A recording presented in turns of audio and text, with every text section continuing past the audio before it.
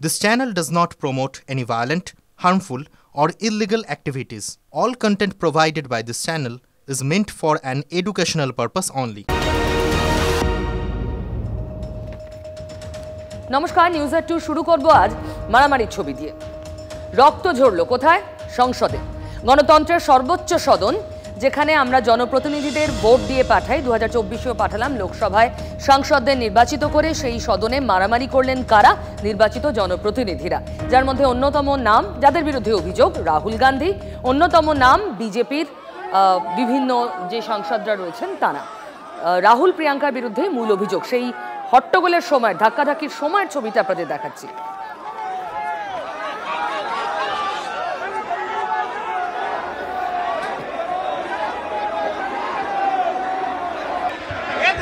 आपको शर्म नहीं आती है क्या राहुल? क्या शर्म नहीं आती है?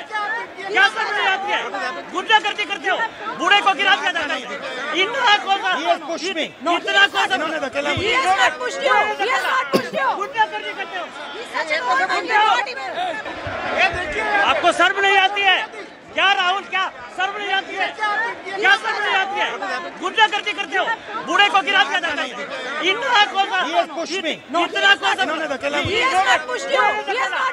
गुंडागर्दी करते हो?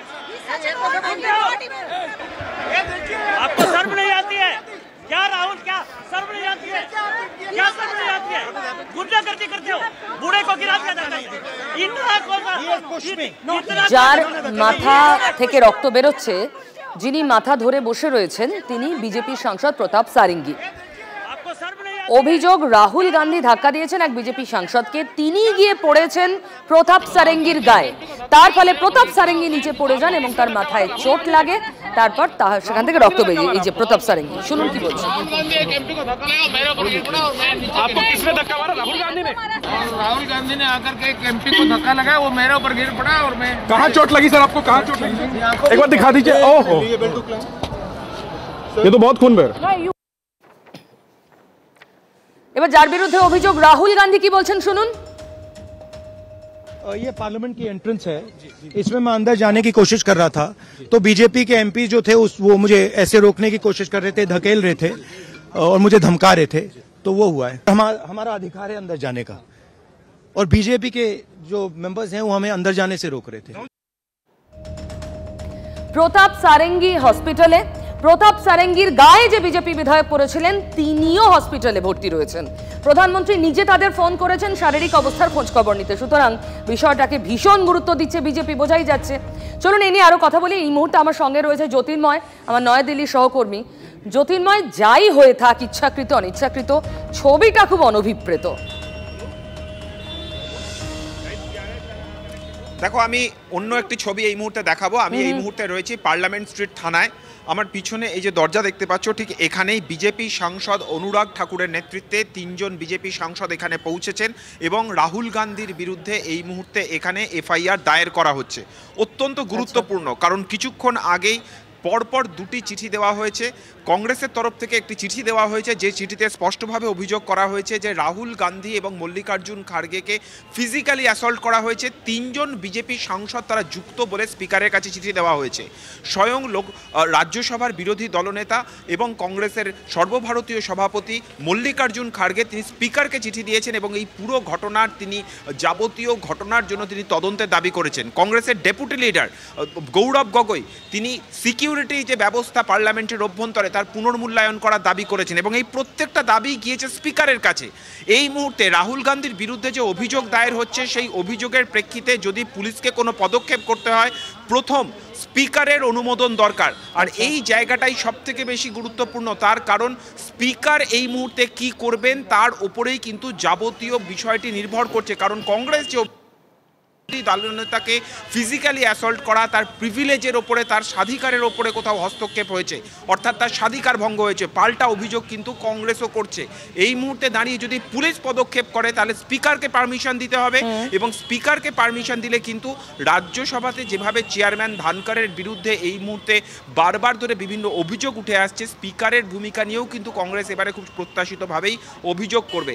ফলত এই মুহূর্তে দাঁড়িয়ে আমরা যে ছবি দেখতে পাচ্ছি যে একদিকে এফআইআর দায়ের হচ্ছে, কিন্তু মূল নজর থাকছে স্পিকারের দিকে। লোকসভায় কি হয় আমাদের নজর থাকবে সেদিকে। জ্যোতির্ময়, তোমাকে অনেক ধন্যবাদ। সুতরাং দেখুন, ধাক্কাধাক্কি দিয়ে শুরু হলে ওর জল কিন্তু বিভিন্ন খাতে বইবে এবং বিভিন্ন খাতে বওয়ানোর চেষ্টাও হবে, এ বিষয়ে কোনো সন্দেহ নেই। তবে আমরা সর্বোচ্চ সদন, গণতন্ত্রের সর্বোচ্চ যে কক্ষ, যেখানে আমরা আমাদের নির্বাচিত জনপ্রতিনিধিদের পাঠাই, সেখানকার ছবি দেখালাম। যদি সত্যি এই ধাক্কাধাক্কি ইচ্ছাকৃত হয় বা যাই হয়ে থাক, যদি এই মানসিকতা থাকে রাজনীতিবিদদের, জনপ্রতিনিধিদের, তাহলে সেই মানসিকতার একটা ছোট সংস্করণ এই বাংলাতেও আজ দেখা গেল। রহিম বক্সি মালদার জেলা সভাপতি, তৃণমূল কংগ্রেসের। একবার শুনুন তার কথাগুলো। যে হাত দিয়ে মাছ ধরার সামগ্রী অর্থাৎ পশ্চিমবঙ্গের মানুষের টুটি চেপে ধরার চেষ্টা করছে, যে সিপিএম কংগ্রেস সে হাত খানা নামিয়ে দিন।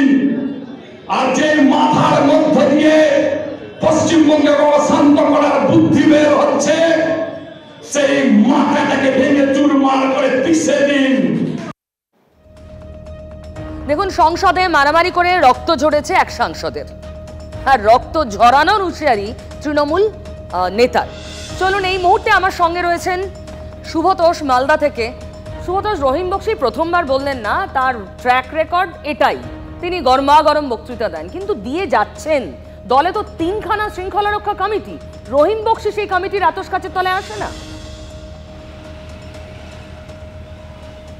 হ্যাঁ, একদমই তাই। কারণ তিনি এটা নতুন বলছেন না।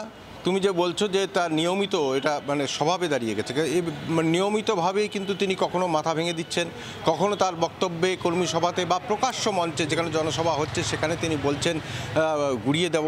এমনকি তার বিরুদ্ধে এই অভিযোগেরও উঠেছিল, তিনি বলেছিলেন খুনের হুমকি পর্যন্ত দিয়েছিলেন। ফলে এই সমস্ত মানে নিয়মিতভাবেই বিভিন্ন জনসভা হোক বা কর্মী সভা হোক, তিনি কিন্তু এই ধরনের মন্তব্য করছেন।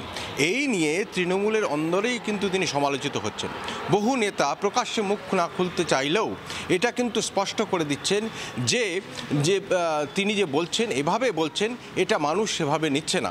বিরোধীরা তো সমালোচনা করছেই, কিন্তু রহিম বক্সির এই বারবার এই ধরনের মন্তব্য কিন্তু করাতে তিনি সমালোচিত হচ্ছেন তার নিজের দলেই।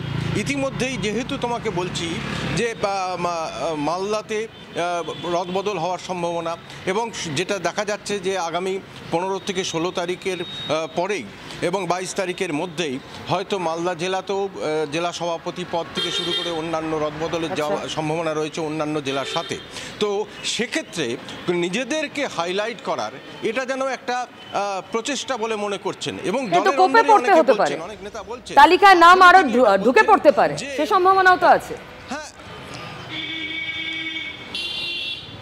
সেটা সম্ভাবনা আছে, কিন্তু এটা দেখা গেছে যে আমি বড় বড় গরম গরম বক্তব্য রাখলাম বা হাততালি কুড়লাম, এইতে যদি আমার কিছু মানে আরো বেশি বুঝতে পেরেছি, নম্বর যদি বাড়ে। শুভতোষ, অনেক ধন্যবাদ।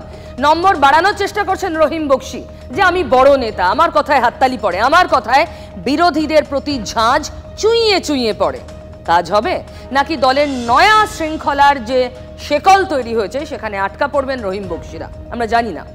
তবে এর মধ্যেই ঝন্টু বড়াইক আমার সঙ্গে রয়েছেন। ঝন্টু বাবু, আমরা দুটো ঘটনা দেখলাম। আসলে রাজনীতিবিদদের মানসিকতার মধ্যে কোথাও বিরোধিতা মানে হিংসা, এইটা চালিয়ে যাচ্ছে না। আমি রবীন্দ্রনাথ ঠাকুরের একটা কথা মনে পড়ছিল, যে ওই চটক লাগাইতে আর করতালি যোগাইতে চেঁচাইতে যে নেতারা অভ্যস্ত হয় তারা জনসেবায় লিপ্ত থাকে না।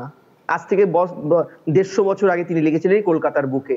আমি বলছি দুটো পাঠ, পৃথিবীর বৃহত্তম গণতন্ত্রের মানদণ্ড, আপনার কথায় মান মন্দির, বা যেখানে আমাদের আইনসভা, সেখানে হাতাহাতি আমাদের ভেতরের যে আভ্যন্তরীণ নোংরামিটা রাজনীতির, সেটা যেমন উন্মোচিত করছে, আন্তর্জাতিক মহলেও আমরা উন্মোচিত হলাম, সারা পৃথিবী জুড়ে দেখছে, শুধু আমরা নই। আর অপরপক্ষে শাসক দলের যে দম্ভ, তারা দিন বদল হয়, শাসক বদল হয়, বলদর্পী ক্ষমতালোভী শাসক শ্রেণীর চরিত্র যে বদল হয় না, তারা যে কাজ নয়, উন্নয়ন নয়, এই রকম গরম চরম বার্তা, সন্ত্রাসের বার্তা দিয়ে নিজেদের শুধু পলিটিক্যাল ইমেজটাকে তৈরি না করে না, ফোকাসে আসে না, শুধু তাই নয়, তাদের সমর্থকদের লেলিয়ে দেয় যে বিরোধী যারা গণতন্ত্রের আয়না, তাদেরকে কিভাবে কোণঠাসা করা যায়, একবজ্ঞা রাজনীতি। এটা যে শুধু শাসক করেন, রহিম বক্সি অবশ্যই শাসকের প্রতিনিধি, কিন্তু দেখুন এই যে রাহুলের বিরুদ্ধে যে অভিযোগ, রাহুল গান্ধীর বিরুদ্ধে, উনি তো বিরোধী, অন্যতম বিরোধী মুখ। কোথাও একটা মানে বিরোধীরাও যখন বিরোধিতায় আসছেন, শাসকের বিরোধিতায়, সেখানেও যেন হিংসা ঢুকে পড়ছে কোথাও। এটা তো নিউটনের থার্ড ল এর পার্সপেক্টিভটাই আপনি ধরেছেন। কিন্তু আরেকটা জিনিস যেটা আমি লোকসভা সম্পর্কে বলতে পারি এই মুহূর্তে, এটা কি কোথাও টাইম কিলিং বা ডিলেইং ট্যাকটিস হচ্ছে না তো পিউ? যে ধরুন রাহুল গান্ধী এটা করেছে, কিন্তু শাসক দল কি এটাতে একটা অস্ত্র পেয়ে গেল? ধরুন এই মুহূর্তে শাসক দলকে কিন্তু ঝাঁপিয়ে কোণঠাসা করার পরিস্থিতিতে বিভিন্ন ইস্যুতে জোটবদ্ধ হয়েছে। ঘটনা যাই হয়ে থাক, সেটাকে ম্যাগনিটিউডে অনেক বেশি বড় করে দেখানো, এটাও সত্যি মানে রাজনীতির সংস্কৃতির এখন অঙ্গ। সব পক্ষই করছে। নন্টুবাবুর সঙ্গে থাকুন। দুটো ঘটনা দেখালাম। রাজনীতির মাঠে নাকি মেঠো রাজনীতি করতে গেলে গরমা গরম বুলি আওড়ানো মাস্ট। আমরা তো দিলীপ ঘোষকেও দেখেছি। এদিকে মাঠে নেমেই ড্রেনে পড়ে গেলেন আর এক রাজনীতিবিদ, তিনিও তৃণমূলের, অসিত মজুমদার, চুঁচুড়ার বিধায়ক। গিয়েছিলেন জনসংযোগে, বেরিয়ে রাস্তায় হাঁটতে গিয়ে কালভার্টে তার পা ঢুকে যায়, তিনি পড়ে যান। অসিত মজুমদার এবং হুগলির ওই এলাকার চুঁচুড়া পুরসভার যিনি চেয়ারম্যান, দুজনের সাপে নেউলে সম্পর্ক। আমরা এর আগেও একাধিক খবর সিরিজ করে আপনাদের দেখিয়েছি, যেখানে পুরো কর্মীরা যারা বেতন পাচ্ছেন না, তারা লাগাতার বিক্ষোভ দেখিয়েছেন। তারা এর আগে গোটা রাত আলো না জ্বালিয়ে পুরকর্মীরা প্রতিবাদ স্বরূপ, চুঁচুড়া শহর অন্ধকারে ডুবে গিয়েছিল, তারা তাদের প্রতিবাদ জানিয়েছেন। সেখানে নাকি চেয়ারম্যান বনাম বিধায়কের লড়াইয়েই কোনো কাজ হয় না, সবটা থমকে থাকে। সেখানে এই বিধায়ক পড়ে গেলেন আজ। কি বলছেন অসিত মজুমদার, শুনুন।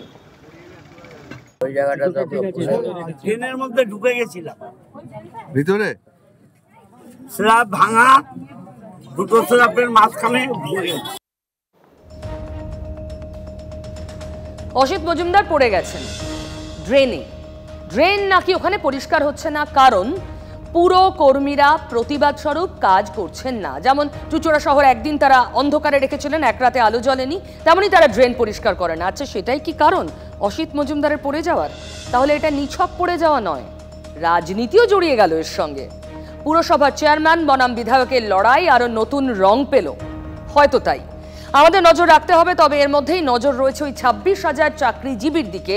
তাদের ভাগ্যে কি আছে? সুপ্রিম কোর্ট আদৌ কি কোনো দিশা দেখাচ্ছে? যে সওয়াল জবাব সুপ্রিম কোর্টে চলছে 26,000 চাকরিজীবীকে নিয়ে, সেখানে রাজ্য কিন্তু বেশ ধাক্কা খেয়েছে। আমার সঙ্গে আমার সহকর্মী আছে সুমন মহাপাত্র। সুমন, এই ডাল মে কুছ কালা নাকি পুরো ডালটাই কালো, কিছু কি বেরোলো? দেখো, সুপ্রিম কোর্টে মানে লাগাতার তোপের মুখে পড়েছে রাজ্য সরকার। সুমন, শুনতে পাচ্ছি না তোমার কথা, অডিও নেই। তাদের কর্মীরা তারা যে ম্যানিপুলেশন। হ্যালো হ্যালো, হ্যাঁ বলো বলো বলো, এবার বলো। হ্যাঁ, সুপ্রিম কোর্টের প্রধান বিচারপতি পরিষ্কারভাবে তোপ দেখেছেন এসএসসি এবং রাজ্যের উদ্দেশ্যে। পরিষ্কারভাবে তিনি বলেছেন যে এসএসসির কর্মীরা ম্যানিপুলেশনের সঙ্গে জড়িত, তারা বিপদে পড়বেন। রাজ্য সরকারকে তারা বলেছেন যে আপনারা কেন এই অতিরিক্ত শূন্যপদ তৈরি করে অবৈধ চাকরি প্রাপক যারা, তাদেরকে বহাল তবিয়তে রেখে দিলেন।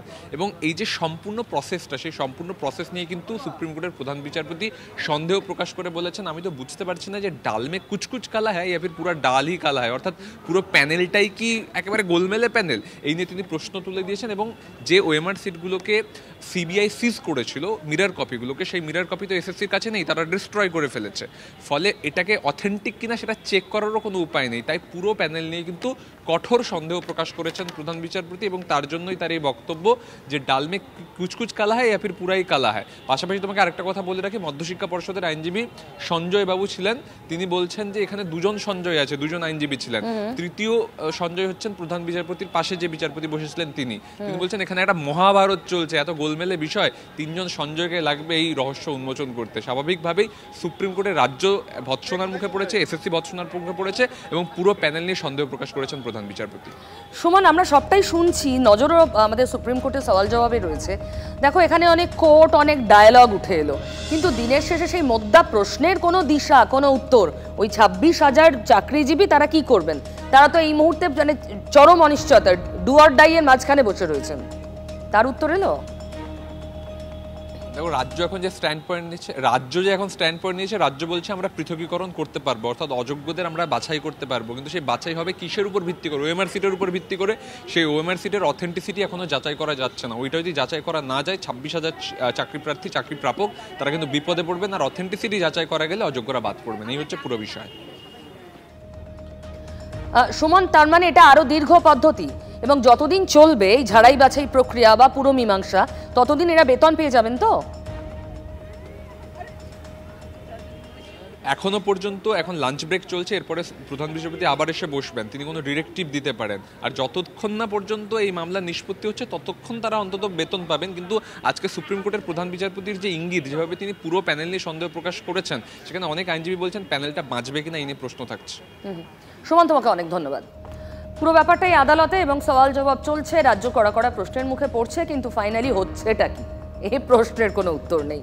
যেমন প্রশ্নের উত্তর নেই তিলোত্তমার বিচারের কি হলো, কি স্ট্যাটাস, সেই স্ট্যাটাস রিপোর্টটাই সিবিআইকে দিতে বলল আদালত আগামী 24 ডিসেম্বরের মধ্যে।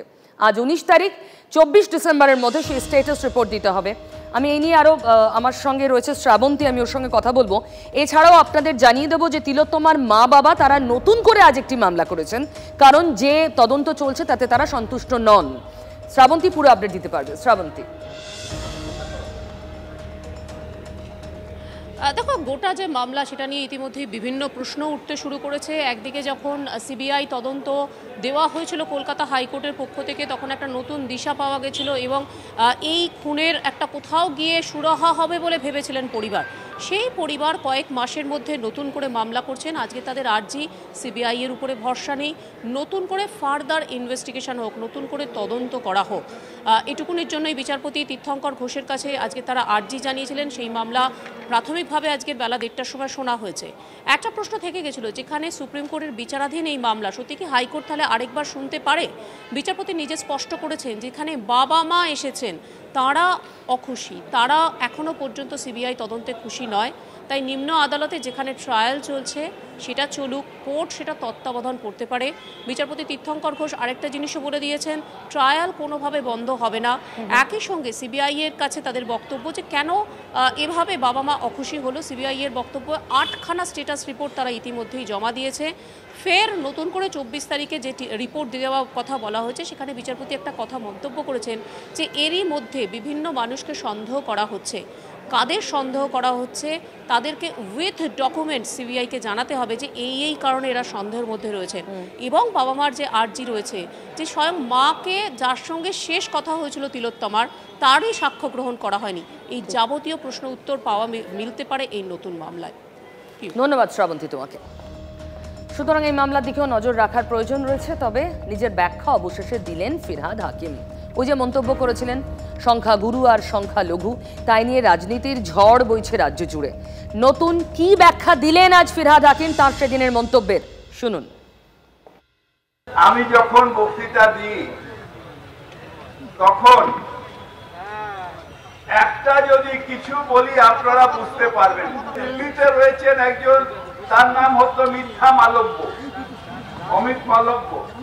সে আমার একটা কথাকে কিভাবে ঘুরিয়ে সেটাকে কমিউনাল মানে দেবে, সেই জন্য এখন এখানে চলছে। কিন্তু এখানে আমার টিভি চালিয়ে বসে আছে। কিন্তু সব ধর্মকে আমি হৃদয় দিয়ে আমি ইজ্জত দিই, কিন্তু আমার নিজের ধর্মকে আমি 100% মানি। মোহন ভগত সাহেব যখন বলে দুটো করে বাচ্চা করতে হবে, তখন সে কমিউনাল কথা বলে না।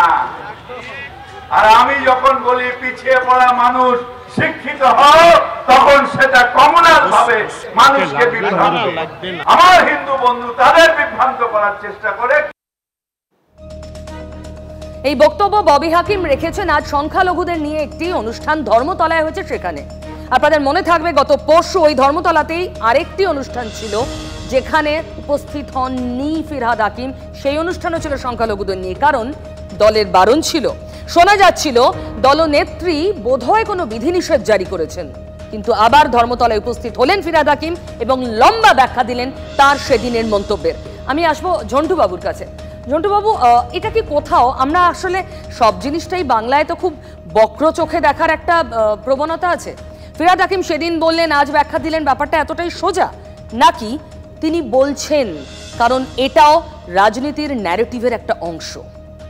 না, তাকে একদিন বসিয়ে রেখে স্ক্রিপ্টটাকে একটু তৈরি করে নেওয়া হলো। দেখুন, এটা তো একদম বাস্তব সত্য যে পশ্চিমবঙ্গে যে লার্জেস্ট মেজিস্টোরিয়ান পলিটিক্স, যেটা মেজিস্টোরিয়ান পার্টের বার্তা দিতে হবে ফিরহাদের মুখ দিয়েই, নাহলে এটা নিয়ে কিন্তু এই ন্যারেটিভ বলুন, বায়নারি বলুন, বিরোধীরা তৈরি করতেই থাকবে। মিডিয়ায় বাইটের পর বাইট কোড হতে থাকবে তার নামে। তাই তাকে একটা ক্ল্যারিফাই দেওয়ার কথা ছিল, কিন্তু সব দোষের শেষে কিন্তু তিনি মালব্যকেই খুঁজে পেলেন এটার জন্য দায়ী।